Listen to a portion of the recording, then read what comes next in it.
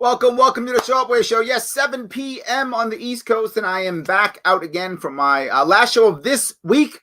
I am off tomorrow, heading back upstate yet again. I've done all of downstate New York in the last couple of weeks, except for Westchester, which I'll be taking care of that next week. I'm going to be spending a bunch of time upstate, not North Country this time, Western New York, out there hanging out with guys like Dwayne Whitmer and the crew out there in all those counties out there, Wyoming, Monroe, etc. Half you don't know what those counties are, but those are New York State counties in Western New York. So yes, we will be out there trying to spread the message, right? We got about a month left before election date, and we need to make sure that people are voting gold. So I will be out there doing that. So thank you so much for showing up today. If you care about this show, then do me a favor, please like, comment, share. It does matter. Let people know that we're talking. We're talking today about the debates that happened, 2 days ago? I live tweeted some of it. We'll discuss that in a second. And I'm going to show you, how you handle debates and what I dealt with when I had debate issues too. For those of you who are running and you're looking at trying to get in debates yourself, I'll give you some insight into that on how we handle that and what we can do in the future. Now, as a general rule, though, remember, no matter what, like, comment, share. Just make sure you're doing that. That's important. And if you have the cash, do me a favor. Head it over to patreon.com/sharpeway. Sponsor the show. $10, $25, $100, whatever you could do. Remember, as I'm out there running around New York State, I'm not making money. I don't have a job. Our governor, my Lord and Master, my overlord, King Andrew II, His Majesty, all hail the King, has deemed me to be non-essential. So I get to work when and how he decides to make that happen. So anyway, guys, thank you so much. I appreciate that. Please sponsor when you can. Let me chat briefly about, I'll take a bunch of your comments and we'll go back and forth. But I want to talk a little bit about the debates in general. A lot of people were screaming about, well, these debates, we got to have these debates. It's critical to have debates. I'm not sure they're that important, except to kind of make people legitimate, right? Generally speaking, what I think has happened in debates recently is that people have kind of stuck in their ways, right? I don't think many people changed their minds for this last debate. However, there are some howevers, there are some caveats. The sad part is, if you look at how Trump and Biden acted, Biden actually acted better for one important reason. Now, I don't mean Biden won the debate. For you Trump supporters, you're going to be mad at me if I say that. I'm not saying he won the debate. I'm saying he acted better in one specific way. And part of that is because of the Republican attacks. Right? The Republican attacks were that Biden couldn't put sentences together. Biden is an idiot, doesn't know where he is. Not that he's an idiot. That isn't the attack. The attack is that he's senile, doesn't know anything. He actually tried to answer questions. The problem is Biden's bar was so low, all he had to do is just basically say, hi, I know who I am and where I am, I win. And that's kind of what happened as they began to make the bar so low. But on top of that, Biden didn't really lose his cool at all, which is what I think Trump wanted to do. Trump does what he does best, which is, project strength and power and aggression. It's what he does well. That's his skill set. It's why so many people like him. That's that part. They love that part about him, that he does that. He did it again. But if you notice this time, it didn't work. Meaning it didn't get Biden to, go crazy. He made a couple, silly mistakes, obviously, but it wasn't that bad at all. It wasn't anywhere near. He was trying to catch Biden in a critical mistake or error, which I got to say is not a bad strategy, right? I actually agree with that concept if you're dealing with Trump. And if I'm Trump's handler, I'm clearly not, but if I was Trump's handler, I would say one or two things. Go exactly the opposite, meaning talk only about policy, only do that, or go after the juggler and look for him to make a big error. And that's what he did. And I don't think it worked. I don't think that part worked. I don't think Trump was a clear winner. I know many Trump supporters say, oh, you killed him. I don't think it was a clear winner. I don't think he was a clear winner. I don't think Biden was a clear winner either, though. I don't think either was a clear winner. I think if you lean left, you think that that Biden won. If you lean right, you probably think that Trump won. But in reality, I think it was what most people said. It was a yell fest. It was a quote, to quote Pete, it was a shit show. Yes, and to quote CNN literally said that. That was their words. Literally, they said that. So I don't know. That's what I think, right? I think that was not that great of a debate. I think someone asked what's a handler? Okay. A handler is someone who It's the body person or the person who handles the candidate for a certain time period, whatever that is, right? Whatever the time period is, that's what a handler is, right? So say, for example, when Trump has to be a debate, there's probably a debate prep team. That's what I'm assuming. I don't know it to be true. That's my assumption. There's some kind of debate prep team and some guy or gal heads that team. That will be his handler for the debate, right? They say, do this, do that. Don't talk about this, talk about this, blah, blah, blah. So that's what a handler is, right? If you're going on campaign, I would often, when I was campaigning, have a handler, right? People would, where am I going? Who's taking me? They would tell me where I'm going, all that kind of good stuff. So that's what a handler is. And if you have a big team or a decent sized team, candidates will often have a handler. I hope that was clear. So anyway, let me grab a couple of these. My point was, I'm sorry, I need to cover my point real fast. Now grab all these questions. My point was, I think Trump was Trump, and he didn't win any new people, which I think is a problem for Trump.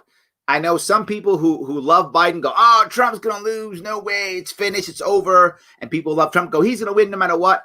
I don't think that's the case. My view, this is still a toss-up. This is going to be a small, just like the last election was. It's going to be a small percentage of who wins and who loses. It'll be a small percentage. That's what it'll be. And it'll be a 1 or 2 or 3% difference. And Trump's got to make sure he gets those extra, or he's going to lose this thing. I know some of you guys don't want to hear that, but I'm telling you the truth. If he doesn't make sure, he's going to lose this thing. Biden, same thing. You guys who like Biden, I know there's about 15% of this group who are self-identified Democrats or liberals. If you want Biden to win, he's got to cross over too. Biden didn't either. The problem that Biden did is Trump actually gave him an opening. He gave him an opening to cross over. Biden didn't really cross over. He basically said the same stuff. He said the same stuff he's been saying, which is Trump bad, Trump bad, Trump bad. Look what Trump did, Trump bad. The people in the middle have already heard Trump bad for 4 years. If it hasn't moved them now, it's not moving them. What he should have done, again, if I'm Biden's handler, here's what I do if I'm Biden's handler. I say, start pushing all your centrist policies. Every centrist policy you have, that all goes out front. Because the left's voting for you anyway. The left hates Trump. They're voting Biden. Biden could say, I'm doubling down on the war on drugs. The left would still vote for him because they hate Trump. Doesn't matter.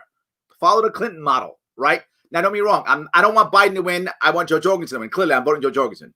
I'm just saying, if I'm Trump's handler, I'm saying either come out hard right at him, getting him to get flustered and fail, or show a softer side. But Trump's not good at that. Trump is not good at showing empathy. He's good at showing strength. That, if I'm Biden, every single centrist policy he's got, if he's only got 3, that's what I'm talking about. If he's got 20, that's what I'm talking about.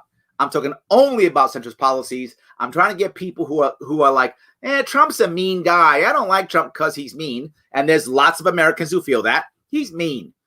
What's Biden going to do? The argument is he's a socialist.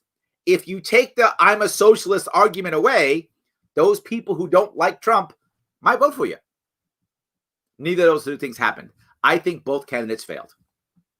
I know a lot of people are mad at Wallace. Wallace was in a terrible position. Considering what he had to deal with, he wasn't that bad. I mean, he wasn't great at all. But he could have been worse, and more debates are coming. You're going to see worse. Guarantee. Everyone who's mad at Chris Wallace now, you're going to wish he came back when CNN and MSNBC are done with this. You're going to wish Chris Wallace was in. You say, oh, Chris, I was just kidding. You're going to think that. So let me grab a couple of questions if I can. A couple of comments we can move through. Yes. We're here to talk about the chaos of that debate. It was. And the problem is, again, both people made errors. Trump, when he tried to make an attack, was so busy attacking that Biden couldn't even make the error. There was no chance for Biden to talk and flub and make a mistake because Trump kept yelling at him. Now, Wallace gets put in a position where, do I just let the president yell at this guy? I can't. Otherwise, I have no control. So I got to be mad. I got to step in and figure out when I'm stepping in. Trump was so aggressive. I think that created chaos. Wallace didn't know how to handle it. And Biden just went, shut up, man. Because his handler said, Joe, don't get upset and say something dumb. And I'll give Joe that. I mean, I always try to give people credit where credit is due. I will give Joe credit to that. He didn't just go nuts and start yelling at Trump, which I'm sure he wanted to. So I'll give him some credit there. Yes. Jeff, it mattered a lot this round. It pushed more interest towards the libertarian ideals. I think that may be true, Jeff. I'm not sure if they'll pull the trigger.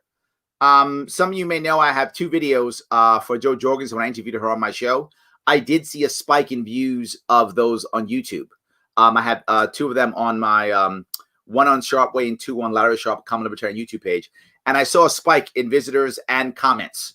So I do think there was a spike, but not all comments were good. Some were good, some were neutral, some didn't comment at all, some were bad. So I don't know. Look, either way, there's more interest. So that's correct. Will it mean more votes for us? I hope so. I just don't know. In the 90s, there was a third person debate. At the time, people called Ross Perot a spoiler, even though he achieved a whopping 20 million votes. Tuesday night, we saw why having a third voice at the podium is important. Yes, fake debates. I know people like to let her speak. I don't like the let her speak piece. I don't at all. I know people love it. I don't. When I ran running in debates, when people started, they started with let Larry speak. That was the hashtag they started. And I squashed that shit immediately. Don't do that. Don't do let Larry speak. I'm not begging you to be in your damn debates. I'm not doing it. You don't want me? Have a nice day. Well, Larry, how do you handle it? Well, let me tell you. This is what I did. That's all I can tell you. It's what I did. When I wasn't in debates, I told them all, get away. I'm just going to run anyway. I'm going to run a great campaign. I'm going to be more popular. And guess what? They asked me and everyone else in debates. So I actually got in my debates in New York State. And what happened? Cuomo didn't show. My governor didn't show up at debates. So there were debates. And hold on, I'm going to show you something. I got a couple of pieces here. There was actually some news that came from me being debates, which was nice, but everyone got the show, which is good. But still, there was some news that came from debate. I'll show you a little bit of it right now. This was some of the news, and it was actually a report. Governor Andrew Cuomo didn't attend the debate held at the College of St. Rose in Albany and sponsored by the League of Women Voters. That was the official debate, and he didn't show up, so we had a debate, and it wasn't televised, which is nice. I'm happy I was in the debate, and of course I won that debate. People were there, they saw it. Of course I did. I won another debate, the Rotary, and I won the Reform Party debate. I was in that debate also. But being in those debates, while it was nice, if the heavy hitters don't show, then people don't watch it. We have to be popular enough to where they believe they're going to show. In this case, the Republican showed and the Democrat didn't. Right? That's the Republican candidate that I was up against also. There were many. I was up against 5 other candidates. But here, if you go to, this is the actual one here. I'll show you this real fast if I can. This was the actual debate. Worshippers in a synagogue. This speech is and we're talking, and that's all. That's one of the all most coming up. Well-known. 30 seconds left. Here we go. And a red paddle. That's all of us. And all that, but what talking, everybody talking, and what blah, can be blah. done into office. So there actually was debate. The problem is nobody was watching it. That's the issue. Now, the advantage of it is I did get some cool sound bites from it, which is awesome. Of course, I got cool sound bites. But also, when the actual debate came, this is the debate that CBS ran, which they ran instead of the actual debate because, why bother having others in? We actually put together our own debate. We put me in the debate. New York gubernatorial debate, sponsored by CBS 2 and WCBS News Radio 880. Here is your moderator, CBS 2's Marcia Kramer. From the CBS Broadcast Center, the candidates for we just took this and then put myself in it literally. Critical issues facing nearly 20 I didn't show up at the debate or protest. To the one and only we just waited after the highest office and just in actually the Empire State. Joining me is Rich Lamb from WCBS News Radio 880, along with the candidates, Governor Andrew Cuomo, Larry Sharpe. He is the 2018 Libertarian candidate for New York State Governor. We just put me in, and then I answered all the questions as if I was in it. To spending less, period, so that the money can go to taxpayers.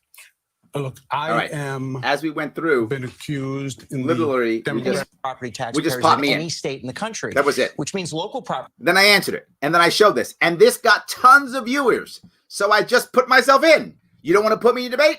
I'm in a debate anyway. I don't care. Did that take time, money, and energy? Yes. This is what I would do. It's what I did. It was very popular. I remember literally my barber said he saw it and mentioned it.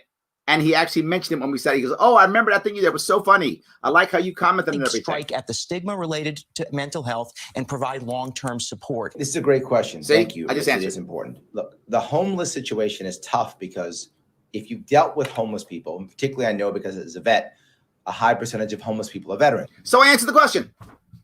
So I just went through and answered the question. That's it. That is the way we dealt with it, right?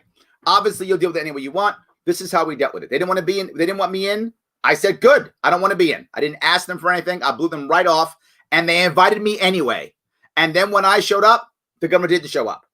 This is what would have happened with us. If Joe Jorgensen got in debates, Trump doesn't show up and or Biden doesn't show up, in which case there's no debate. In which case they do something on the side, which is what we did anyway in New York State. It's why I never pushed it. The answer is do what we need to do ourselves. Just do stuff ourselves. We have to be more popular. We simply have to be. There is no other way around it. We did this one too. This one we just literally just made up. New York are facing off in their one and only debate before the election. The Romeo rundown. Thank you, Romeo, by the way. Just put this together, and it's just me against Cuomo. We made up questions and pulled clips and then answered our own questions. Now, my job as we just pulled clips together. I like I'm winning what you're already. saying, man. I'm Me from just Joe telling you Rogan. right now up front. I've been Just listening put that to a stuff lot on. of your interviews, watching a lot of your interviews. This is how people ask me, how do you handle it? I went through this 2 years ago. This is what you do. This is how you act. Do your own thing. Be popular and people will watch. That's it. There's no other way around it. Be popular. Eventually people will go, oh, we should follow that guy, follow that gal. That's the end. I did this early. I was doing this early on. Remember, I was running for a year and a half. I think that's how we make this happen. All right. Got it. Let's keep going. All righty. If we get 5%, we run for president in 2024. I would consider a president's run in 2024 or a VP run again. I would consider it, regardless whether we get 5% or not. That's the reason. Whether we get 5% or not would not change my mind or affect me in any way personally. Remember, in New York State, we have to get 130,000 votes or 2% of the vote in New York State for us to retain ballot access. The 5% doesn't mean anything for me in the case of ballot access. Would it change for getting federal funds? Depends upon who the president candidate is, right? A lot of libertarians think we should not take the federal funds, and some libertarians think we should. Depends upon the presidential candidate, right? Whichever candidate it is, they'll decide. And if I'm going to be their VP, I'd have to agree with their stance and their reasoning why. If I were to take it, it would depend on how much money I could make. If I thought I could raise enough money that I could easily blow past the cap, I wouldn't take it. If I thought I couldn't blow past the cap, I absolutely would take it. I know some libertarians get mad. How can you take that money? Because I want to do things like buy ads and win the damn election. And if I can't win the election, at least win a couple states, get some gold states on the board. Yes. Think about that. If I can get some gold states on the board in 2024, just imagine if you see that electoral map you see all the time. They show it all the time. From 2016, they show that map all the time. Imagine if on that map there was a gold state on that map somewhere. South Dakota, New Mexico, Maine, whatever will be the appropriate state in 2024. I don't know what that state will be, but in theory, one of those states. Now, every time people see that, they go, oh, gold. Oh, that's libertarians. That's right. They're real. That helps every single down ballot candidate for the next 4 years. That's what I wanted to happen this time. That's why I was running with the judge, because I thought that was the right strategy. He agreed with my strategy. That's why I was doing it. So the 5% piece for me is not going to make or break whether I run or not. It would be if I think I can raise enough money, and then if I'd run for VP, if I thought there was a president who agreed with my strategy, and the judge did. This is why I was pushing for the judge to be the president candidate and me to be the VP, because he agreed with my strategy. So I hope that answers your question. Good. Why don't we, as Trump, ask, I guess, if he wins to open the debate when he leaves? That's not a bad idea, Matthew. That's something he might do, right? Trump cares about winning, obviously, as all politicians do, but he really cares about winning. He is all about winning. So would he consider afterwards? Yeah, I think he would. It's not a bad idea, actually. Yeah, why not? We got to see where their minds are. That's true also. I think that's also true. Yeah. I think that's true. Yep. Biden proved he could wipe his hiney. That's my point, Jason. You're right. Like the attacks on him have been so harsh, like that he doesn't know what room he's in. He knew what room he was in. So that's kind of a win. There's the good side, the good part of the attacks on Biden saying he's incompetent or that he's senile is if it works, then people think I can't have this guy, who's finger on a button. And Trump's has finger on a button for 4 years and hasn't blown us up yet. It's a safer bet to go Trump, right? I get that logic. The downside of that, though, is when the debates come, if he can show up and say his name without messing up, people go, oh, wait a minute. maybe he isn't that bad. So there is a downside to that for sure. Yes. Yes. I think Jorgensen, the debate was a shit show. It was so bad. I think Jorgensen won. I think Jorgensen probably will get the biggest bump out of this. So if you count that as a win, then I would say, yes, you're right. I think she'll get the best bump out of this. The question is, can the campaign take advantage of that and then keep moving on it? I hope so. That would be good. All right. Hold on. Larry, I just have to say in way of constructive criticism. She's going to beat me up. That's okay. I get beat up all the time. I just finished watching live from Washington with Joe and Justin Amash, moderated by Matt Kibbe. I was so disappointed. Amash literally talked for most of the hour, and Joe sat quietly, generally appearing like it was the Amash hour. I really hope this would be a chance to share Joe's platform since you went in the debate stage. It wasn't. Opportunity wasted. No, I think it's a serious issue, right? Look, I'm voting Joe Jorgensen, but the reality of it is they don't have any policy. So she can't talk. She has nothing to say. There's no policy, right? Amash is actually a policy maker, right? So he makes policy. He's the one who had the qualified immunity bill, right? I mean, he puts together bills. Of course he's going to do that. Of course, he's a policy guy. Matt Kibbe is going to be policy. That's what he wants, right? When I was at Matt, I talk about his policy, right? I'm the same thing. Matt and I have been on many times. You can go check YouTube. I've been on Matt's show often. We talk about policy. It's about what's actually happening and policy. When I was on Joe Rogan, it's about policies, right? It's about policy. As a third party, it's unfair. It just is. If you're left or right, you can just yap about rhetoric all day long, and it's fine because the left gets mad at the right gets mad at the left. But when you're a third party, like libertarians, obviously, and Greens too, similar issue, you have to have actual policies that will inspire or awe people or make them think or make them go, wow, that makes sense. That's the only way you turn them around. And Amash does that well. I do it all the time too. You see me all the time. I got policies left and right. I go on any podcast, talk about any issue, and I will give you some type of way to fix it, a way to repair it. Libertarians are bad at that. It's not our skill set. We don't do it very well. We give history lessons and do libertarian rhetoric. That's what libertarians do well, and it doesn't get us votes. It's one of the reasons why we've done so poorly. I mean, it's not the only reason, but it's one of the reasons we've done so poorly. So I'm not surprised at all. Right? I'm not surprised. I had presidential candidates on my Sharpe Way, many of them, of the third parties, and they want more time. They can't stop talking about policy. I have to cut them off, right? They want to keep going because they have so many policy issues. We don't have that. That's not who we have this year. We don't have that. So what are you going to do? But I do think, by the way, just saying, I do agree with you, Kelly. I wish we had more policy. It would be better. But the winner was Joe Jorgensen. There we go. Yes, I think she gets the biggest bump here. I really do. I agree. She gets the biggest bump. America lost. Well, not if people vote gold, Paul. See that? If more people vote gold, America didn't lose, if that's the case. Debates can work. Sadly, the two parties have chose to use them as a protective order. Oh, I like that. Tommy Brown, yes. They have used them as a protective order for their candidates. Third-party candidates can't get in and can expose the lies of the two parties. Locally, here, they have discarded debates for public forums. This way, their chosen golden people are protected from getting exposed. Fair debates can show the wrongs of two people. You know what? That's a valid point, Tommy. I'm in. I think it can work. We've got to be able to make people. We have to remember something. As I say all the time, it's really about ad revenue, right? It's all about ad revenue. If we're excited, we'll be fine. Let her speak. People love that. I know. Thank you. I appreciate that. I hope that I answered that good. Unfortunately, not many people know about her. They have to know she's in the race for them to know that she would have won. A valid point. I think we could do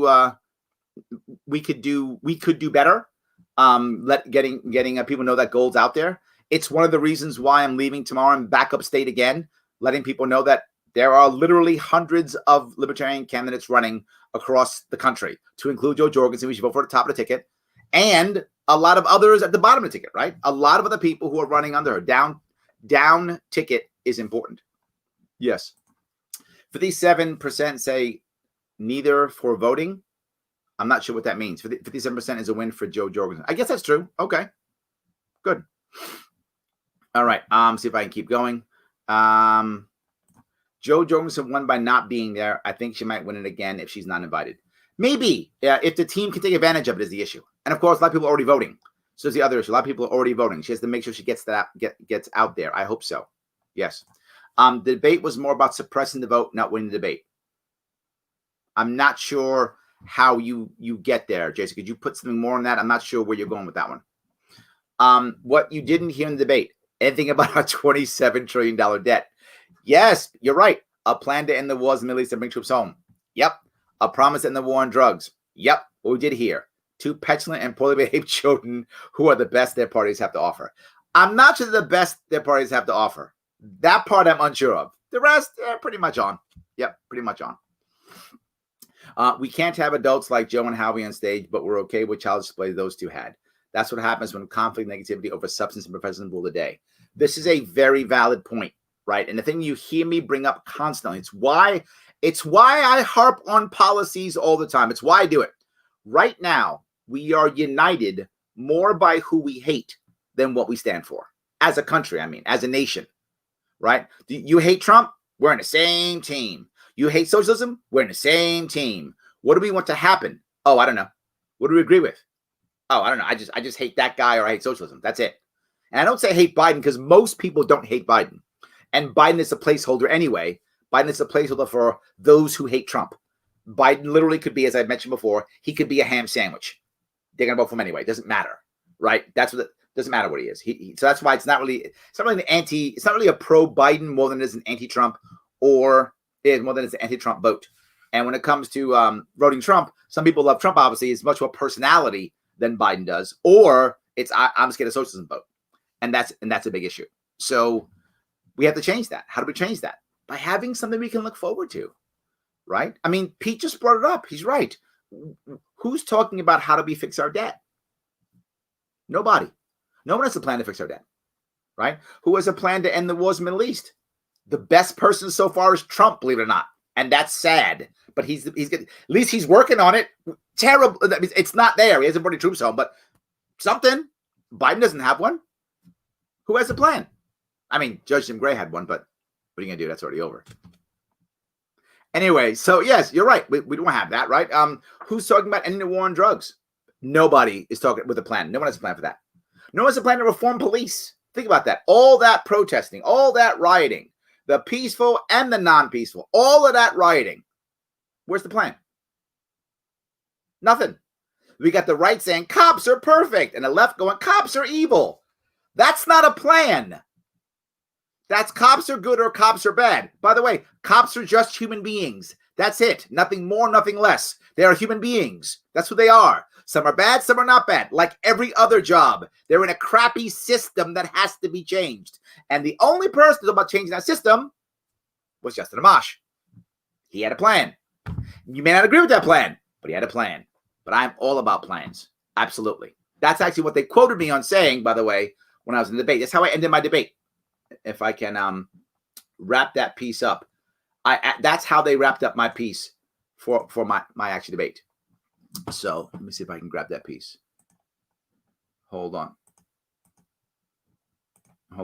Let me show this real fast and you'll see. I brought this up even back then during the debate. This is the audio from that debate. It's the audio from it. You'll hear it from her piece, if I can do it right now. And Republican Party hold of the Democratic and Republican to high-tech companies like Amazon and Google. Yeah, he told the audience she literally brought up my plans. 12th grade.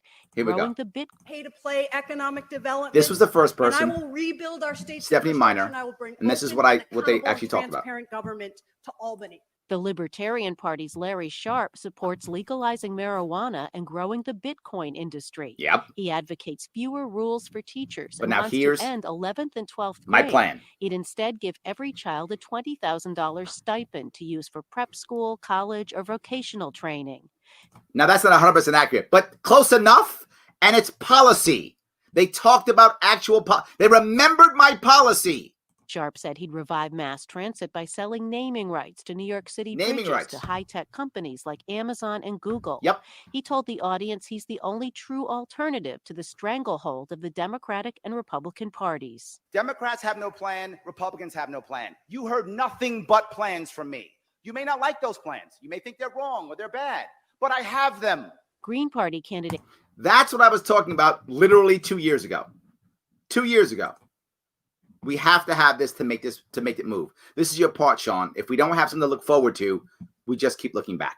Absolutely.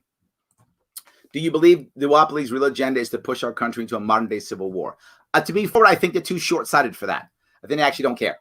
I think they'll just, if we go into some type of civil war, they'll create, before that happens, they'll create some kind of exterior enemy. The Chinese are going to invade. The Russians are going to invade. I don't think it's going to change at all.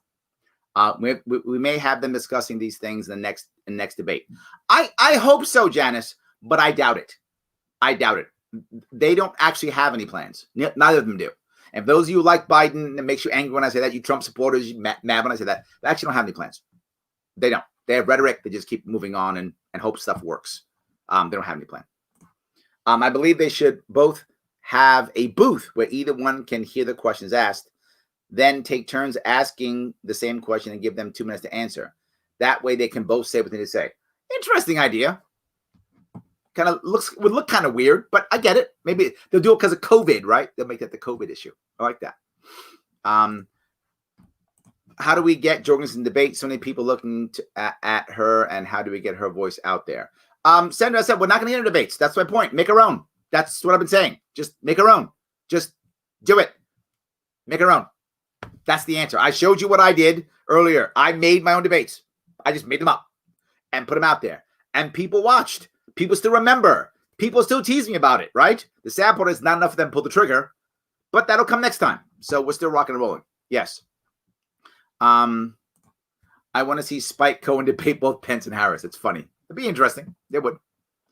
Do you think Joe Jorgensen would have made a difference in the debate? Would have made a difference? And it's a theoretical question, because in theory, if they had put Jorgensen in, then they would have had to put at least Howie Hawkins in, I assume, unless their criteria was everybody who could get 50 states. A third person usually does, make a difference, but it depends upon how effective and how aggressive and open they are and how prepared they are. So maybe, I'm not sure, to be forward with you. Would Joe Jorgensen have been more anti-Trump or more anti-Biden? The worry that we have, if we don't, and this is what I talked about, right?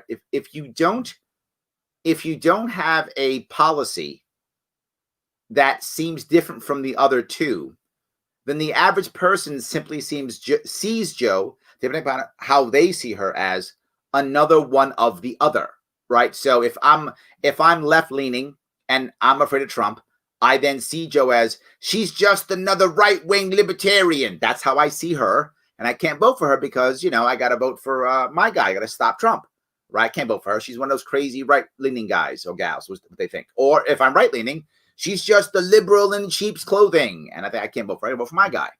Or the other piece is she's too liberal where she might take votes from my person. So if you just say, I'm giving America another choice, most Americans don't want another choice.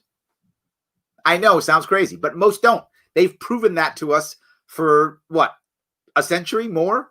Most of them don't want another choice. What they want is something better. They don't want another choice. They want something better. And the problem is with anybody, no matter how good you are, you're breaking habits. You have people who've been voting left or right for 10, 20, 30 years. Breaking their habits hard. They may like me or Joe or whoever else is whoever else is running may like them. I go, I like them. But am I ready to make that change and to break myself out of my 20-year habit, 10-year habit, whatever the case may be? Will I do that? Yes, if I find hope. Remember, people take action not because things are so bad. They take action because there is hope.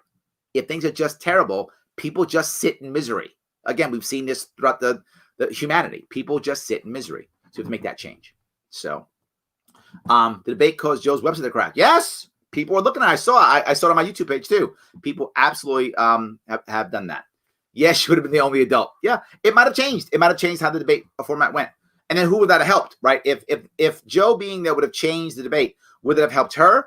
Of course she's helped, right? Obviously, if she's there, more people know who she is. They look her up. Obviously, it helps. The question is, though, who would have helped between the Democrat and Republican also? Would it have been any better for Trump or would it have been better for Biden? And then, of course, also Howie Hawkins would have been there, assuming that would happen. And maybe others, but probably also Howie Hawkins. Howie Hawkins is not a bad debater. I mean, and he has policies. I grilled him an hour and 15 minutes on my show on all his policies, and he answered every question. He went down every question. He knows his policies. There's no tomorrow. That guy knows his policies. I don't agree with them. Clearly, he's a socialist. I don't agree with those policies. But yeah, if Howie Hawkins goes on, I think Howie Hawkins probably hurts Biden more because Howie Hawkins is an actual socialist, and the left might see him and go, why am I voting for Biden when I can get a real socialist in Howie Hawkins? I think if Joe Jorgensen and Howie get on, I think Biden's hurt by Howie far more than than Trump is hurt, or Biden's hurt by Joe. I would bet Joe probably hurts both of them relatively equally, but Howie Hawkins would hurt Biden. I hope I answered your question. So I feared for the Republic after I watched the debates in quotes, but it went exactly like I thought it would. A hot mess starring two old men who don't have enough sense to lead a conga line. Wow, look at that. Yeah, you know, I just can imagine. My daughter said this to me. My daughter's 16, and she said, Dad, you know, I just picture all the other countries like looking at us, like putting their hand on our shoulder and going, are you okay? Are you okay? Like that.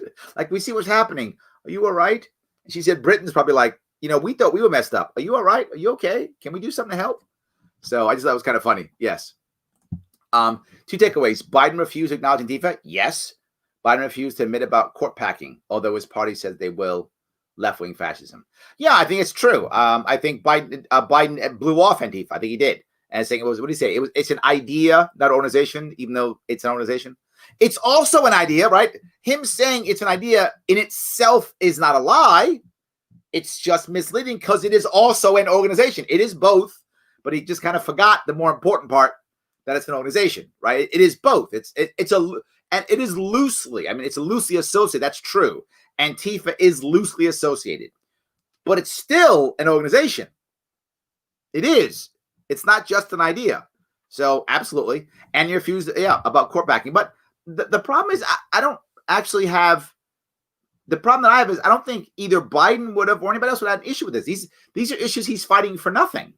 Right? People who are voting for Biden don't care if he supports Antifa. They don't care. Like, whatever. He's not Trump. Fine.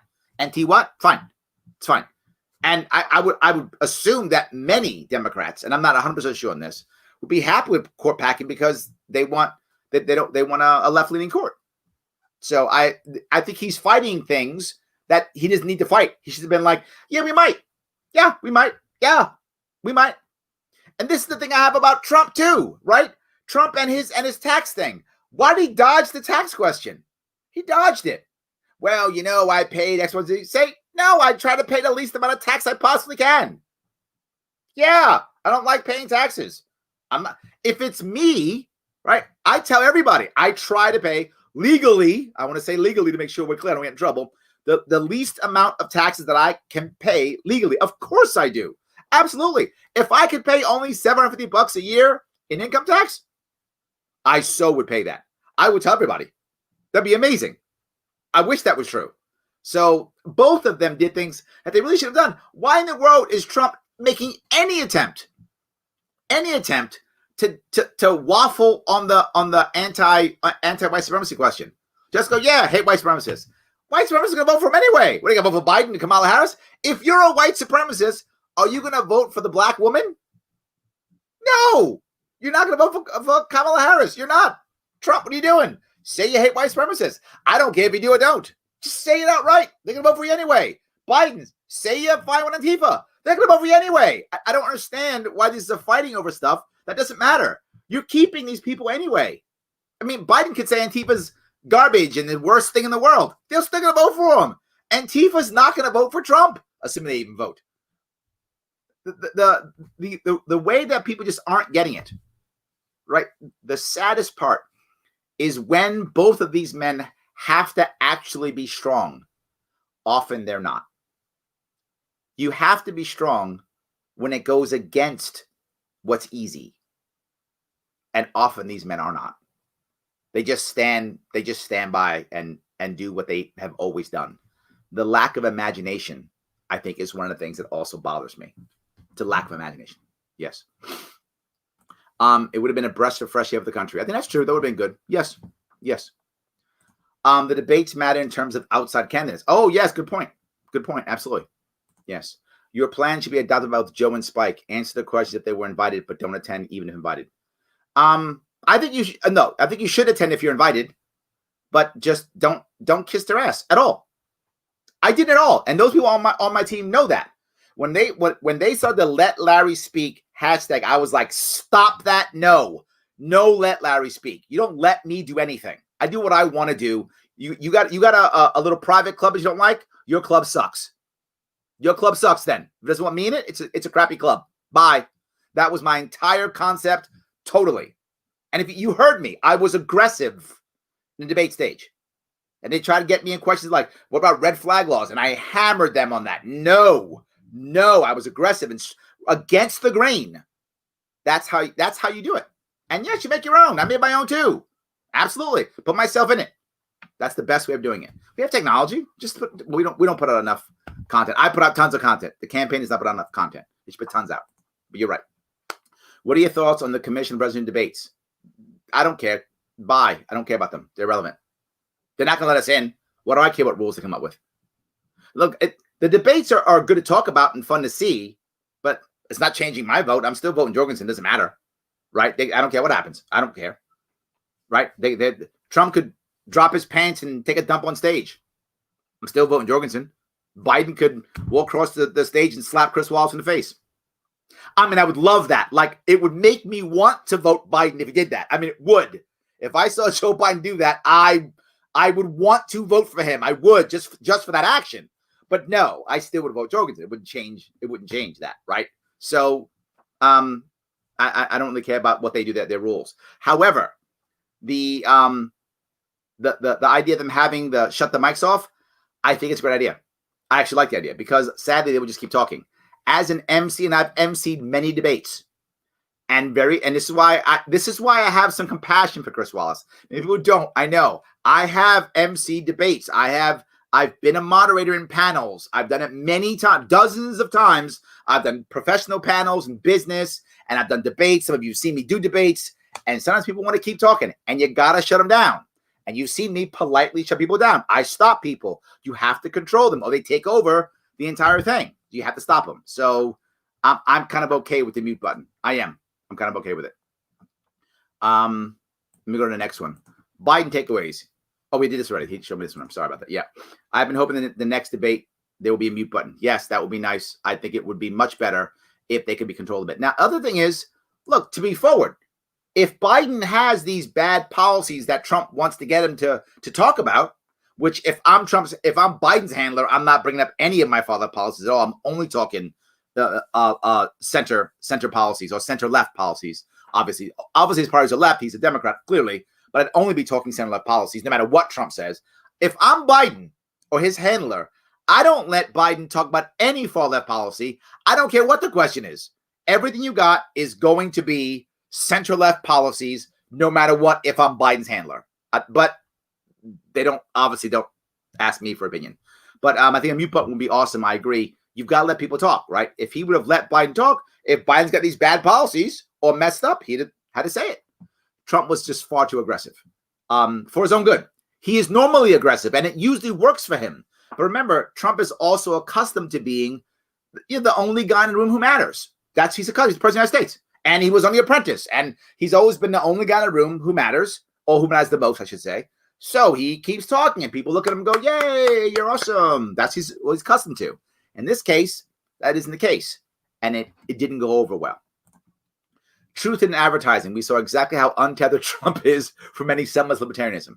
Yeah, he wants violent authoritarianism rather than respecting we the people. Instead of taking responsibility as libertarian teaches, the president handles and has always handled challenges by avoiding them. Service the country, lie to avoid and attack those who serve, McCain, Biden's son, financial trouble, run from vendors, declare bankruptcy, companies failing, avoid paying taxes.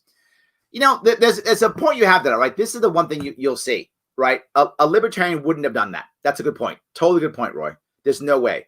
And libertarians, sadly, libertarians don't attack someone because they're a veteran, right? The reverse. We have tons of veterans in our country. We don't attack them for that. And I said the day before, attacking Joe Biden's son, not Hunter, but Beau, obviously, is a bad idea. You just don't want to attack a dead veteran. That is it's just bad optics, bad everything. You just don't want to do it, right? Now, of course, he moved to Hunter, which was only okay when Biden brought it up. But for Trump to initiate, It's a bad idea. I'm telling you, it's a bad look. I know I hear the Republicans love it. Go get Hunter. It's fair game. I'm telling you, it's a bad look. Many of you didn't believe me. And if you look now at even Republicans are saying, yeah, that didn't look good. They're kind of agreeing with Roy. It didn't look good. It's a bad look. And if you remember something, I know, again, I hear this all the time, Republicans, but the facts are the facts.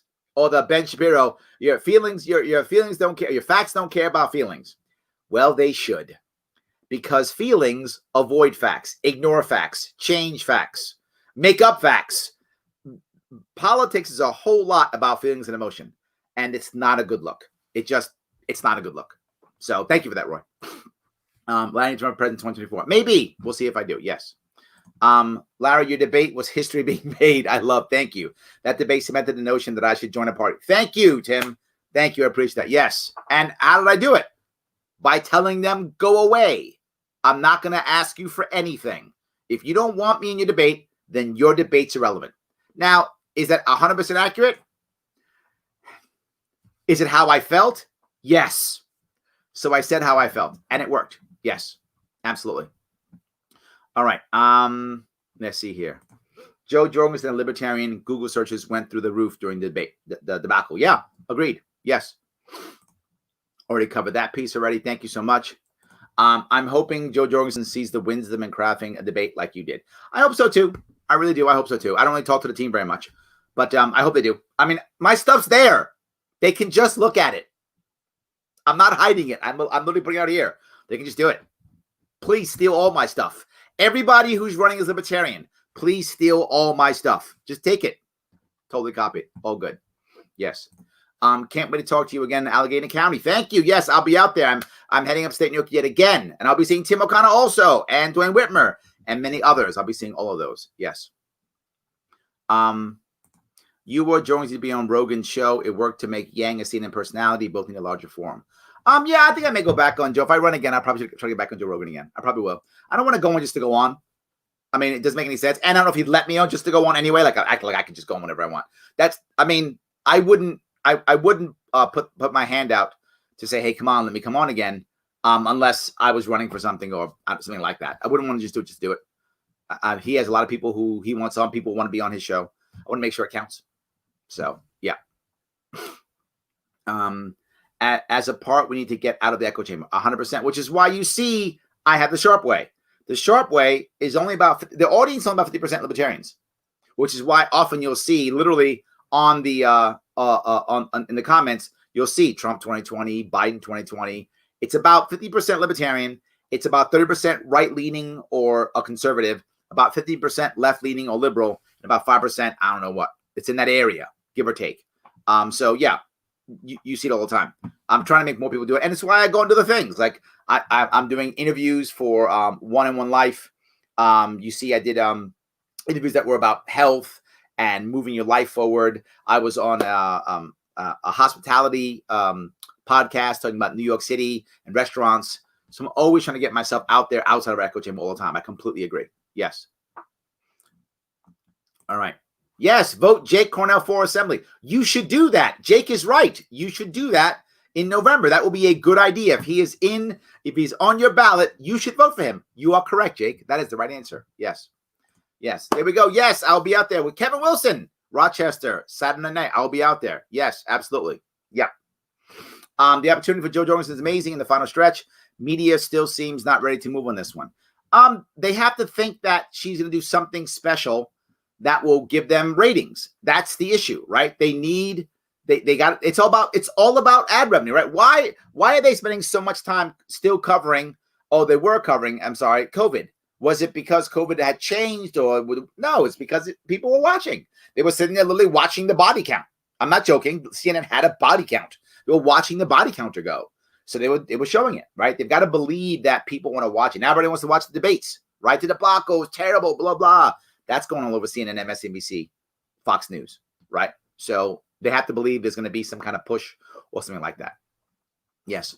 I need your libertarian voices to come on the page. Yes, head on over to Jake Cornell for Assembly, the Facebook page. Please go do that, guys. Support them to the best of your ability. Obviously, yes, 100%.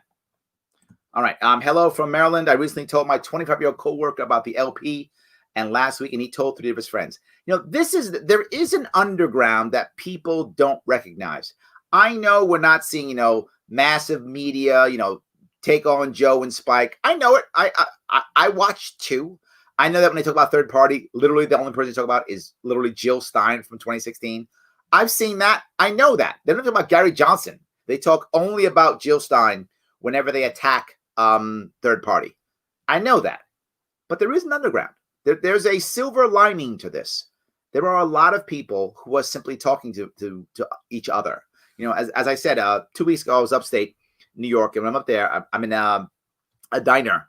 As I always go to diners, I do diner tours whenever I'm upstate, and I'm in a diner and I'm having breakfast, and the server comes over and she goes, "Hey, you're Larry Sharpe. My boyfriend loves you." And I was like, I'm glad. That's great. She goes, "I'm going to vote Joe Jorgensen, and so is he." That was random in a diner in a small town upstate New York. That kind of thing is happening more and more and more, right? It is. I meet people in a hotel, and the clerk in a hotel looks at my ID when I'm checking in, goes, "Oh, you're Larry Sharpe. My friend voted for you." And I go, "Is that right? Yeah. Are you running again?" "I'm not running now." "No." "You know who is running? Joe Jorgensen's running." And then if there's someone's local, I'll say, "By the way, Jake Cornell's running," whatever. I'll say who else is running. Tim O'Connor's running. I'll say their names, and then I'll mention Joe Jorgensen. So it is happening. It's kind of underground, which is what I've been saying the whole time. Let's do this social media thing until we're popular enough to where mainstream media has to cover us, or at least realizes, wait a minute, if I cover these guys, people will watch. We'll get ad revenue. Let's put them on. That's the issue. Voting for Joe Jorgensen is the only logical vote in New York. Biden is excess, and Trump is a waste. Might as well vote Joe, even if it's just ballot access. But Nate, this is a valid point. You're right. I mean, Biden is excess. This state is almost 3-1 Democrat to Republican. It's like 2.8, 2.7, but I say 3-1 because I round up. It's basically 3-1 Democrats to Republicans in this state. Biden's going to win New York State. If you're a New Yorker, why would you bother voting for Biden? It is excess. And Trump is not going to win this state. He might win the election. I don't know about that. But he's not winning New York State. Whatever the outcome is, that outcome will not include Trump getting New York State. That I'm 100% sure of. So why would you vote for Trump or Biden if you live in New York or California or South Carolina, Oklahoma? I mean, those states are going to wind up going to Trump anyway. So it's not like, Biden's going to get Oklahoma or South Carolina. You live in those states, vote for Jorgensen. Why wouldn't you? I completely agree. Yes. How should we capitalize on the interest before the next debate? Put out some good content. Put out some good, interesting content. I know I keep saying it. That's what matters. Why do you think I put out so much content? Literally, if you type in Larry Sharpe in Google, I'm like the first 3 pages, if not more than that. Why? Because I put out so much content, and I try to put out interesting content, and I try to put out decent content people want to watch again and again and again. Put out good content, Tom. That's the answer. Put out good content. There's no other answer but that. Lots of it. Talk about Charlottesville debate. Not more time spent on cities dealing with the riots. Yeah. I mean, Look, the problem is, and this is Trump's fault. I know Trump's supposed to be mad at me, but this part's Trump's fault. He should have just come out and said, to hell with white supremacists, or whatever is the thing he needs to say. Just crush it. And this goes away. But he's been wishy-washy, or, well, I said this, but just say he hates white supremacists. They're still going to vote for him anyway. They're not going to vote for Kamala Harris. She's on another ticket. They're white supremacists, right? If you're a white supremacist, you're not going to go, you know what? I'm going to vote for the black woman. You're not going to do that if you're a white supremacist, right? So whatever percentage America is white supremacist, I'm sure it's less than 1%. But whatever that percentage is, Trump gets it by default. Right? Howie Hawkins has a black woman running as his. Jorgensen has Spike. Spike's Jewish. The white supremacists aren't voting for them. They're only going to vote for Trump. So it's his fault, JJ. I don't mean to be. You guys get mad at me whenever I say anything bad about Trump, but I'm telling you, that's his fault. He's just come right out and say it. And when I goes, now we can't call you white supremacists anymore because you yelled at them. The left can't yell at him about this anymore. The white supremacists still vote for him. It's fine. He needs to just do that. That's the problem. Damn, Larry, continue the great work, sir. Where are you going to be upstate? Head over to my my Larry Sharpe Coming Up Training Facebook page, and the list is there. I think I have 15 stops, I think, 15 stops in 5 days. And then I have a day off and then 15 more stops. And that will be my last 30 stops, which will be, I think I have 14 and 15 and 1 because I've done 33. That'll be 29 more. 62 is every county in New York State. I will have finished the full Sharpe by October 14th. I will have the full Sharpe completed. Yes. What do you think about the reform plans Trump put together for police? I didn't see any. If he has any, he's hiding them. I didn't see any. So, Damon, if he has any, I need to see them. I'd be happy if you put them in the comments because if he has, I really like to see them. I haven't seen any. Yes. Love Justin Amash taking a walk over the Libertarian Party. Yep. His comments with Joe and Matt Kibbe was awesome. They all were. Awesome. There we go. I'm a big fan of Amash. I hope he runs in 2024. I hope he stays with us. I hope he does. Yes. Shire Pub in Delhi. I'm sorry, you can't say Delhi. In New York, almost upstate New York particularly, almost nothing is pronounced how it's spelled. Almost nothing. If you know anything about New York State, yeah, Delhi is not Delhi. It's Delhi. Chile is not Chile. It's Chile. Nothing is pronounced as it should be pronounced. So, and then they get mad at you if you don't pronounce it right. So something spelled, Acorn. How's that pronounced up in New York? Acaroni. What's wrong with you? And you get mad at you. Well, how could that be pronounced acaroni? It's upstate New York, so that's pronounced. So yes. Yes. All of us say this weekend, that's true. Absolutely. Yes. I will be in Owego also. Yes, absolutely. Absolutely. The hammer down. It's actually funny. Yes. Orwell's 1984 double speak is being used by both Republicans and Democrats. I think that's true. I think that's absolutely true. Yes. All right. Let me keep going here. It's time for a real change. Jorgensen 2020, let her speak. Absolutely. Yes. Most Americans have been too indoctrinated into the duopoly to change. That's a hard part. You've hit a very important point, Brian. You've got to be able to get people to actually care about what's happening. If you guys watch my Joe Rogan interview, I literally covered every time he said something, I came up with an actual policy to make people think this is how you make actual change. Right? I always about actual change. Every time I do an interview, some interviewer always asks me about some policy I came up with. Always.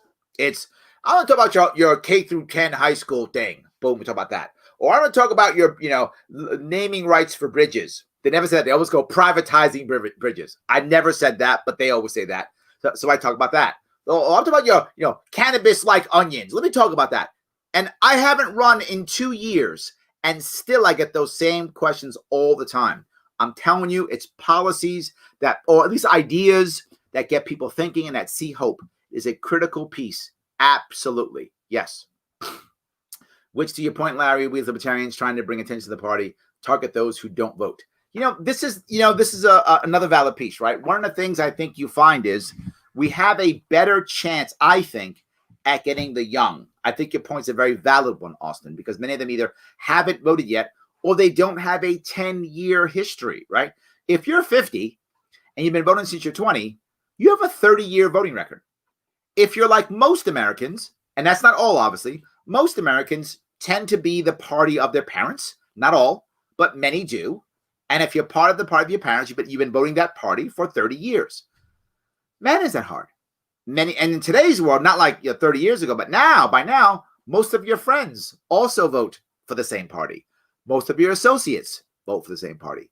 Most people in your social media sphere, they vote for the same party. So it's tough to make that change. But when you're younger, you don't have that kind of. If you're 22 years old, at most you've been voting 4 years. At most, assuming you voted when you were 18. This might be your first vote. So I think you're totally right. We should be focusing on the young. And what do the young want? The young are absolutely tired of the government telling them they're going to make something better and not doing it. People get mad at millennials all the time. If you notice, I don't.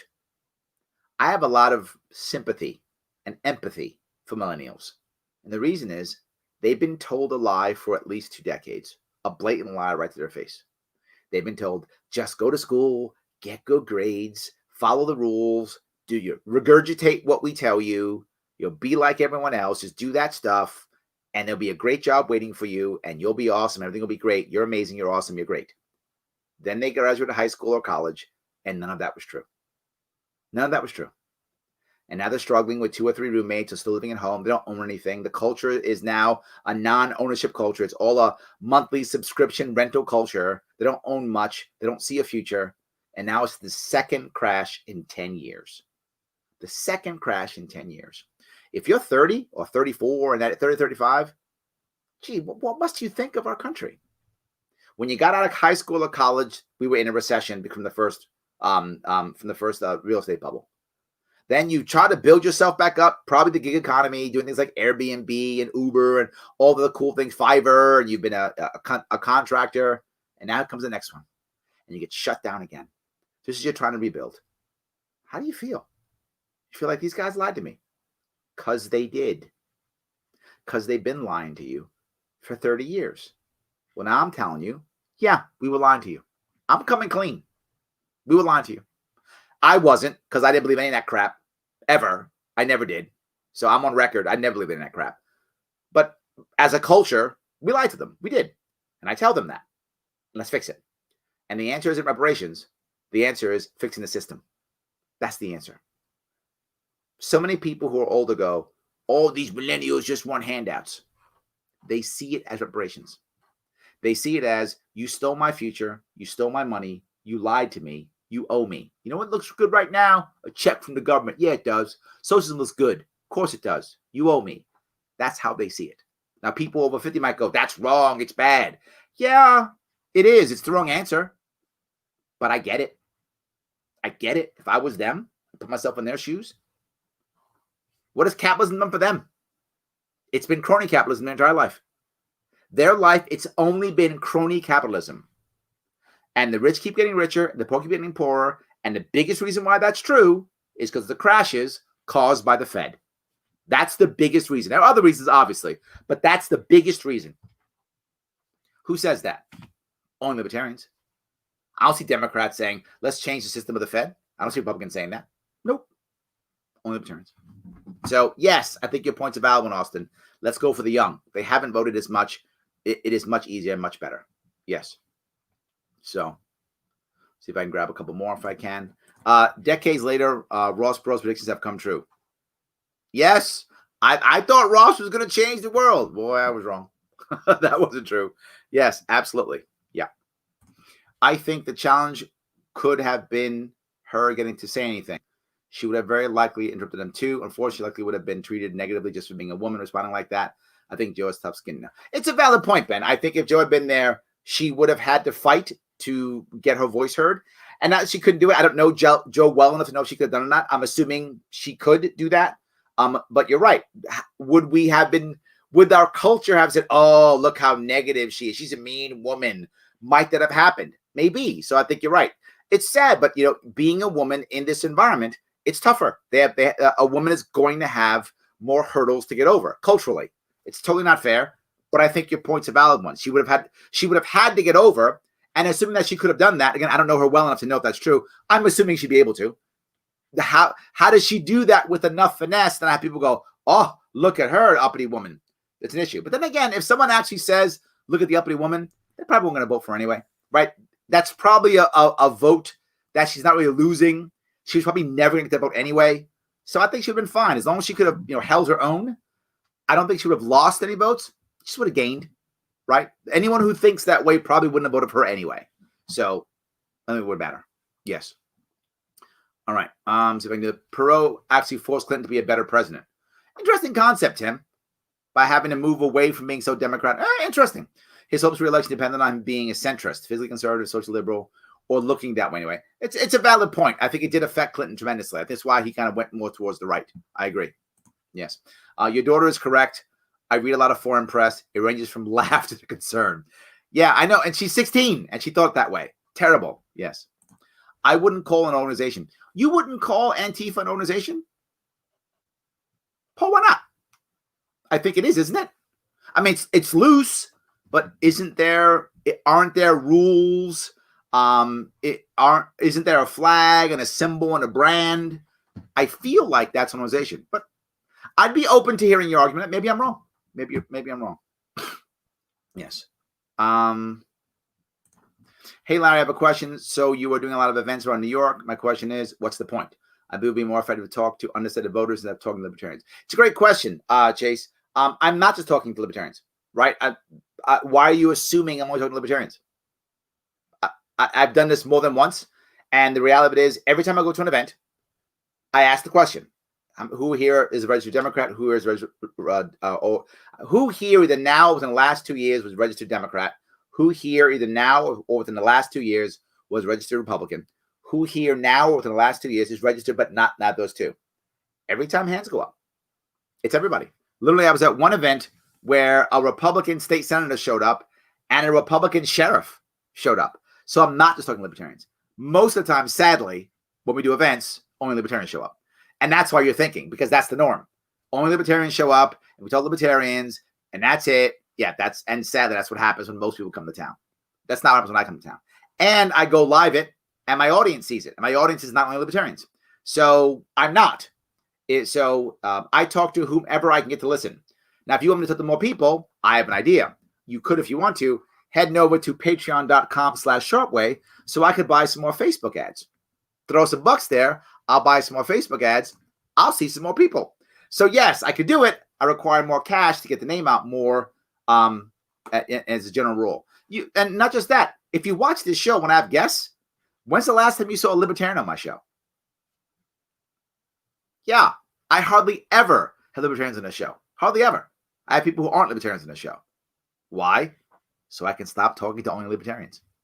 So the point of me going out again, by the way, not just that, is I'm going across New York State. Why? The people of New York State, many of them still remember me from 2018. They remember me still. When I told a story, right? A woman saw me in a diner. People know who I am. They remember me. The press shows up. I got 3 pieces of press. I showed it a couple weeks ago. I got 3 pieces of press, video, and a couple, in a newspaper. I got press from it. So people see that. They may not show up because the press may not show up for the individual person, but they'll show up because I was the governor candidate. You remember me from the debates or Joe Rogan or whatever the case may be. So I'm trying to use what little celebrity I have in my state. In my state, I'm the most popular libertarian in my state. So because I'm the most popular libertarian in my state, I'm trying to share that popularity with the local people. If you've seen me do my events, if I have candidates there, I hardly talk. I'm an MC. I say a bit, they talk, I talk about what they talk about, we're done. I'm supporting the other candidates. That's the point. But there was one more point, I guess it is, and that is a more important point. Now, as you've made me think about this, so thank you for this, Chase. I'm glad you brought us up. There's a bigger point. And the point is, we as the libertarian movement are really bad at supporting each other. We're not good at it. The person who runs, loses, we never see him again. They walk away. Most of the time. That's the common, particularly at the top of the ticket. Bottom of the ticket's local, they stay. Top of the ticket goes away. I was top of my ticket. I don't want to go away. I want to show everybody, I want you all to support each other. Well, as you hear me say all the time, I can't point my finger at you unless I point my finger at me first. So I'm pointing my fingers at me first. I want you all to go out and support each other. Well, if I don't go out and support you, who am I to point my finger at you?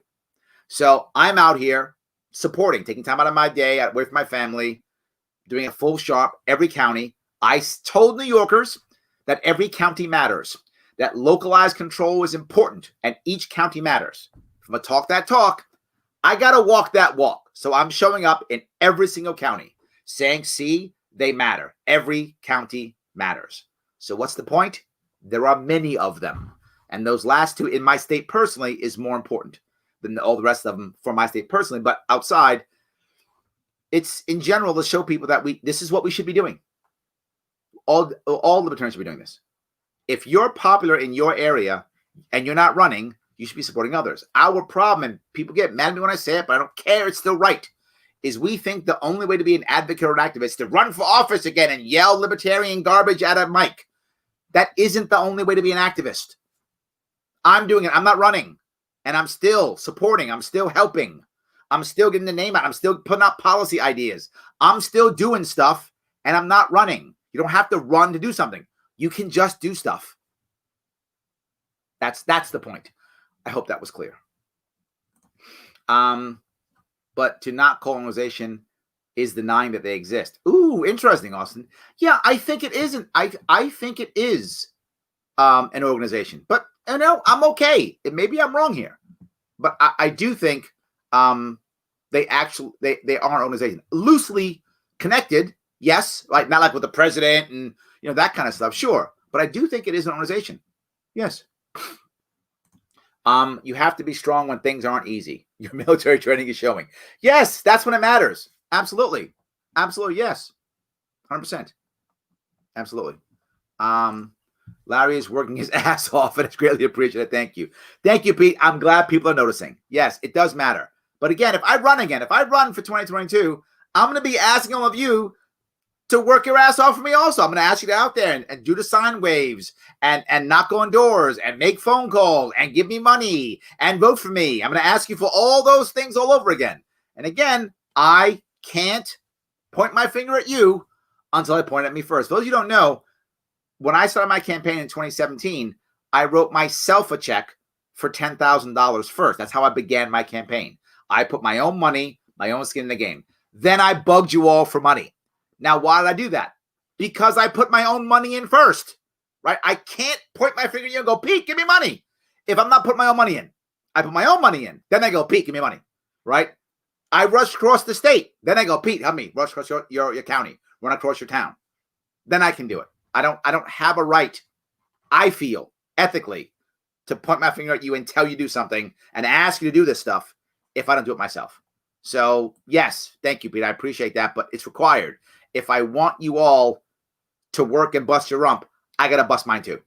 I just have to. I don't feel comfortable bugging you all to do this, which I will, unless I'm doing it for it. And you have to know I'm doing it. You got to go, you know what? Yeah, I'm busting my rump for Larry, but he's busting his rump for me too. So we're good. And that's how it's got to be. Yes. So thank you for that, by the way. Thank you. Someone needs to slap Chris Wallace. So that's what I'm saying, Christine. If Biden literally walked over and slapped Chris Wallace in the face, I'd be thinking about voting Biden. I probably would still vote Judge Jorgensen, but I really would be thinking, wait a minute, that was pretty awesome. You might have won my vote with that one. I would be considering that. So yes, absolutely. The debate was a fight for undecided voters. I don't think that worked, Frank. If that's true, I don't think that worked. Trump would have been better off letting Biden speak. I agree with you, Pete. I think that's the right answer. I think this is where he made an error. I think Trump messed up there. He was so hard trying to be aggressive and to throw, Biden off his game. I think he made an error. I think he did. Yes. Had Trump hushed a bit, Biden would have had the time to screw him. Exactly. Yes. That's what I'm saying. I think Trump went too far. I think he made a mistake on that one. I think he should have just went, and stopped. Yeah. You're talking about Hunter. Yes, you're right. The problem is he put them both in the same time frame, almost like the same group of questions, same group of sentences. It wasn't clear. And man, it didn't taste good. Right? It didn't taste good. He was kind of like, well, and then went on to Hunter. He really should have made that clear. It doesn't have a good look to it. It actually made the stuff about Hunter seem less palatable and less real because of the connection to Bo. He just made a separate thing. He should have said something nice. He should have said something like, I respect, Bo's sacrifice and service, or something like that, and then hit Hunter. That would have been way better, if you see my point. Right? The look matters. It matters. I know some of you get mad. Facts. The looks matter. They just do. That's how politics works. Yes. Attacking Biden's sons just get Biden's most sympathy vote. Also true. And that's my point. It will. No sympathy from me. But Jim, you're already voting Trump. This isn't for you. Right? That debate wasn't for you. Frank just said it. Debate wasn't for you. You're decided. So we didn't care about you. You're already voting. You're done. It's the guy who has been asleep for 3 months or 6 months and is now thinking, oh my God, the elections this year, it's that person. It's the person who hasn't cared or just lives their life or has been very stressed for the past 2 years, whatever. It's that person who's like, oh yeah. It's the person who voted for either Hillary or Trump in 2016 who just didn't like the other, right? A lot of people voted for Trump because they just couldn't stomach Hillary. They didn't love Trump. They thought Trump was whatever, some business guy, whatever. They didn't think about him good or bad. They just thought Hillary was a disaster. And some people thought, oh my God, I'm scared of Trump. He's a terrible guy. So they voted for Hillary. So I think there's a bunch of people. I don't know how many millions. Is it 1 million? Is it 10 million? Whatever. But that's the people who this was supposed to be for. Those people who don't have a strong opinion or aren't paying attention. You might go, well, they should pay attention. They should, but they don't. They don't. And both sides want them. And to the earlier point, I want them too. I want them too. Absolutely. What would you think about John Stossel being your running mate in your next governor race? I like John Stossel, but he's semi-retired. The odds of him jumping on board, I think, are slim to none. But he's a great speaker, smart guy. Is he going to be willing to cover the entire state? I think Stossel might want to be the governor and make me the lieutenant governor. So I don't know. But I like Stossel. He's great. I during the campaign, we had lunch. He's a nice guy. We have people here who work on his staff. So it's great. Absolutely. I hope to see you run for vice president again someday. Why? So they can tell me no again? The National Party doesn't ever believe me. I don't know why they never believe me. I do well in New York State. I go national. National Party's always like, oh, Larry Sharpe. Forget that guy. He's only been right every time. Let's ignore that guy. So I don't know why you want to watch me lose again. It's fine. I mean, look, I'll do it if somebody wants to run. I don't have a problem. I don't have a problem losing. I'm actually pretty good at it, and I bounce back very easily. So it's kind of nice. So maybe I will, but no, I don't see the national. National has not done the right thing in the last couple of years. That's all I'm saying. It's been pretty clear. So anyway, if you want, please move to Florida. We can use you. Thank you. I appreciate that. Yes. Let's see if I can keep going here. Vote boot. This election is too important not to vote for free ponies. Vermin Supreme 2020. Well, I'm going to try to give credit where credit is due. Vermin Supreme had some policies. I'll give him that. He had some policies. And the man put out content. I'll give him that. Credit where credit is due. The man did that. With that caveat, Brian, if you live in New York State, vote Joe Jorgensen, not Vermin Supreme. We need ballot access. I don't know what state you're in, Brian, but if you're in another state, look for your ballot access issues before you decide to vote ponies. If your state's going to have ballot access to the Libertarian Party, feel free to vote ponies. Otherwise, please don't do that. Ballot access matters. Yes. Does Joe Rogan seem anti-Jorgensen to you? I don't know. Were they on the show? I don't know. Do you think Jorgensen and Cohn will receive electorals from Maine? I don't think so. They didn't focus on that state. That was my whole plan when I told them that was exactly that, right? For those of you who don't know, Maine, I think it's Nebraska. There's another state. I think Nebraska. Might be Kansas. I've forgotten, actually. I think it's Nebraska. Nebraska and Maine break up their electoral votes. So it can go like a part Democrat, a part Republican, a part Libertarian in theory. And that was one of our plans. Focus on what we called the 5-state strategy. Look at the 5 states that we thought had the best chance of making impact Libertarian, right? Libertarian impact. Focus only on those 5 states early on, right? Immediately, starting in May, whenever that time was, June, whatever, starting right then and there, focus for the next 2 months on those states. Only being there, all the money there, total focus there, so we get very high on the polls, right, in those states. High on the polls in those states makes news. That's how you get press. Oh my God, Libertarians are running at 25% in Nebraska or whatever state. We didn't know what states they were. We were actually doing polling to make that happen. We'd be buying polls, obviously, for those states, all those things. We need money on polls because if you buy polls, you're in the polls.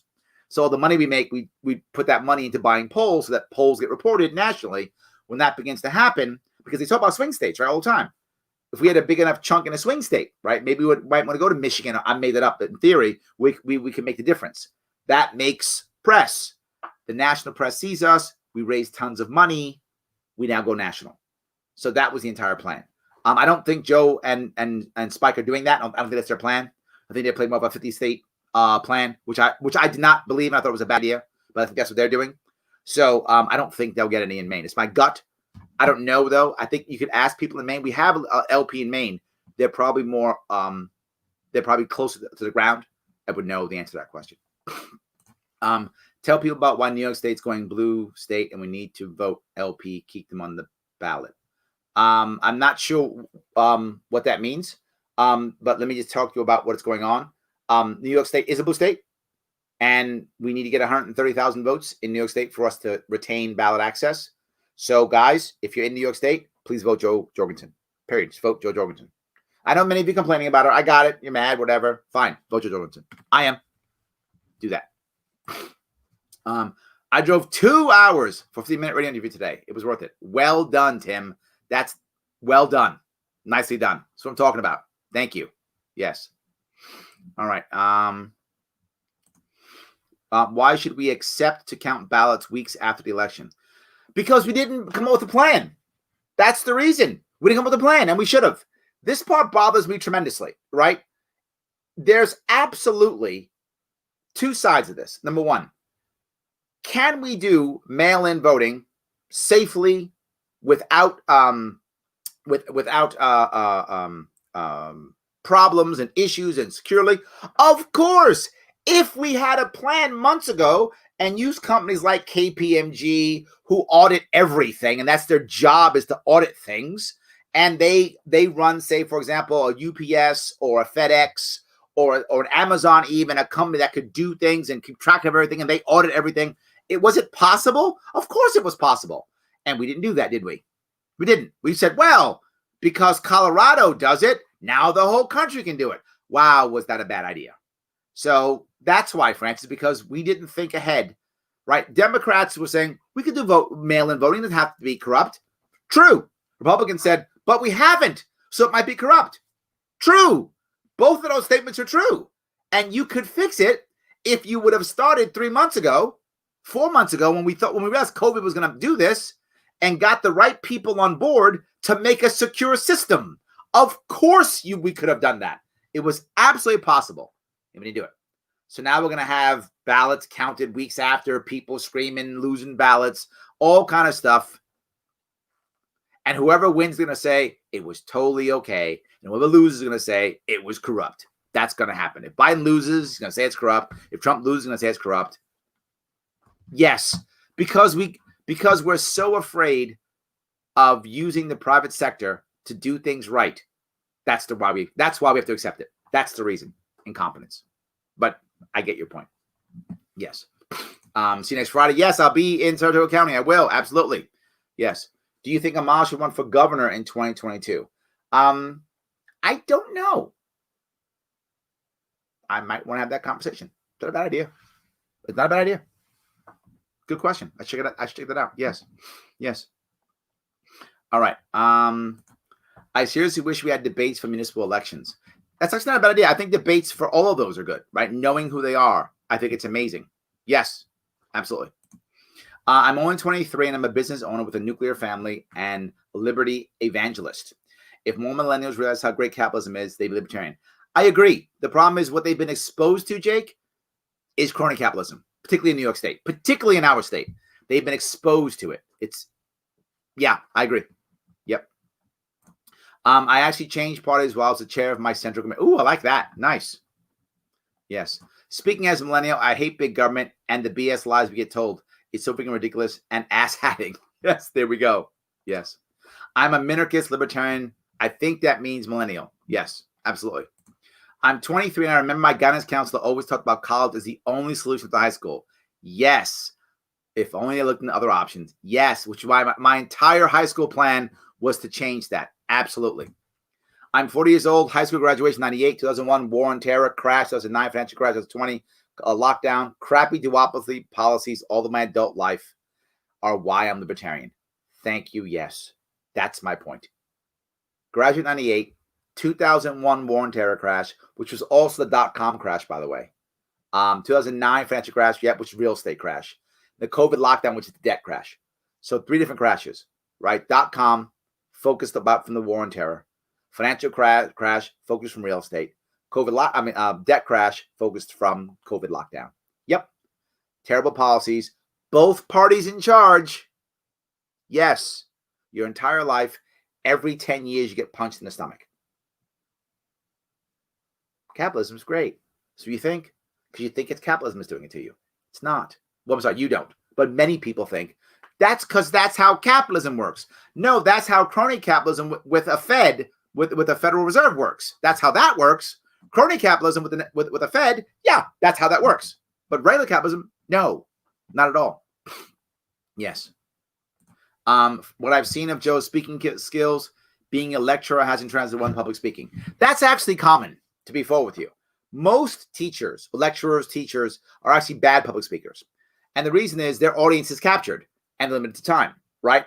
I've been a teacher, right? It's one of the things I do.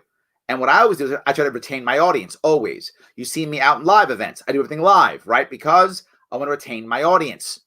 So if you're a lecturer, people have to sit there, right? They just sit there. And you've talked to them. If you're paying for college, you paid for this person to talk to you. So many lecturers, not just Joe, many lecturers aren't great speakers. It's a common thing because they don't have to keep their audience. Their audience is trapped. And they're here to say whatever they want to say. They control when people talk, all those things. Yes. Yes. Let's see here. Let's talk what if. What if you were to run a close election here in New York, then discover that there were 100,000 mail-in absentee ballots were mislabeled, forcing them to be disqualified? Typical New York crooked voting. Yeah. There's the issue. If you look at what happened in my race, there is no doubt I actually got far more votes than I actually got. The ballot was one of the issues. It's happening again. Joe Jorgensen on it's just like they did to me. It's done to us again. The ballot in New York State, Joe Jorgensen is in the same line as somebody else. What's that guy's name? The other guy who's running for president, I forgot his name. He's running an Independence Party. Same line to confuse people. They did it to me with the Sam line. They did it to us again. That she is going to lose votes because of that. Because people are going to think, oh, that guy is her running mate. And they're going to circle both because they're unsure. And they're going to read them wrong and she'll lose votes. So that kind of stuff already happens. And it happened to me in this case. But in this case, I lost by 2 million votes.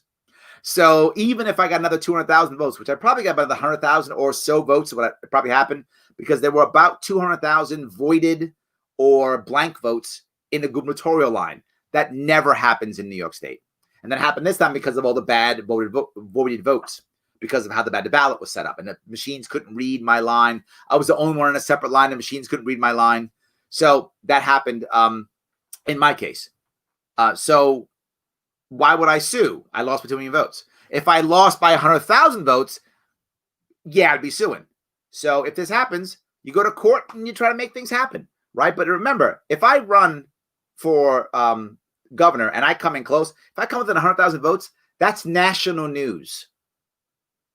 That's national news. I have a national spotlight that'll get changed real fast. So anyway, let's hope I have that problem, Frank.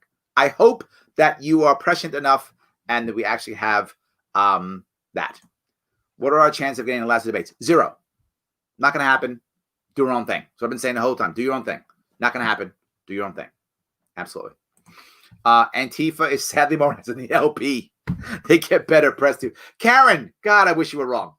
It's often true, right? But that's okay. New York LP is better and better. So we're better than Antifa. See that? We are.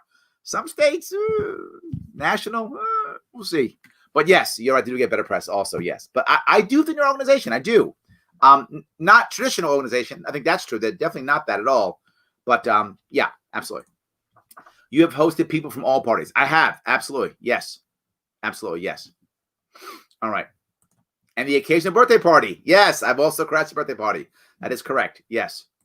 I know you don't speak only to L's. I remember you asking the woman repeatedly, I have a plan. Do you want to hear it? Yes. Because she was hardcore. The whole party was hardcore Democrats. So to that point, I don't just speak to libertarians. I do, but not just. Absolutely. I do, but not just. Yes. Absolutely. All right. Going back to Antifa, Antifa is an organization in the U.S. It's more like a club, like a chess club, a basketball club. Okay, you know what? Maybe I would buy that. I could buy that distinction. You're saying because they're not traditional organization, they're more like a club. That may be splitting hairs.